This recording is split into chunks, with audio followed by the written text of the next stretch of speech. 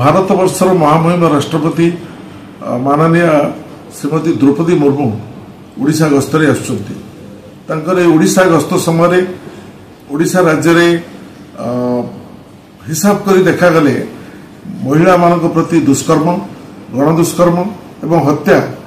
एक चरम सीमार जा पहुंची एवं गतकाली जो परिस्थिति देखा देछि ओडिशा राज्य रे एवं फकीरमोहन स्वयं शासित महाविद्यालय जड़े छात्री सौम्यश्री बीसी प्रति जड़े अध्यापक विभिन्न इंगित दे एवं शेष प्रति जो आचरण से जो व्यवहार करती अश्लील जो व्यवहार करती सी अतिष्ठ ही सी आत्माहुति दवाई निष्पत्ति करी प्रिंसिपाल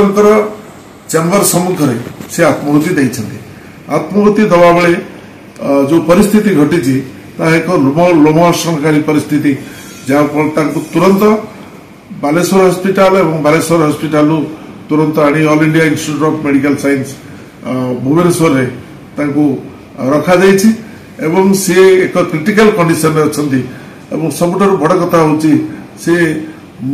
वर्तमान जीवन सहित संग्राम करें जगन्नाथ पाखे प्रार्थना करूँ से तुरंत भल हो जातु एवं महामहिम राष्ट्रपति को साक्षात कर कहबू ये जो दुष्कर्म गणदुष्कर्म एवं महिला मान प्रति अत्याचार सहित ये जो घटना गतकाली जो घटना घटी गस्त समय से संपर्क में आम एक राजनीतिक दल हिसाब से प्रतिष्ठित राजनीतिक दल हिसाब से एवं आम सभापति श्रीजुत भक्तचरण दास एक पत्र लिखि महामहिम राष्ट्रपति को निवेदन कर गोटे डेलीगेशन जाई आम साक्षात करूँ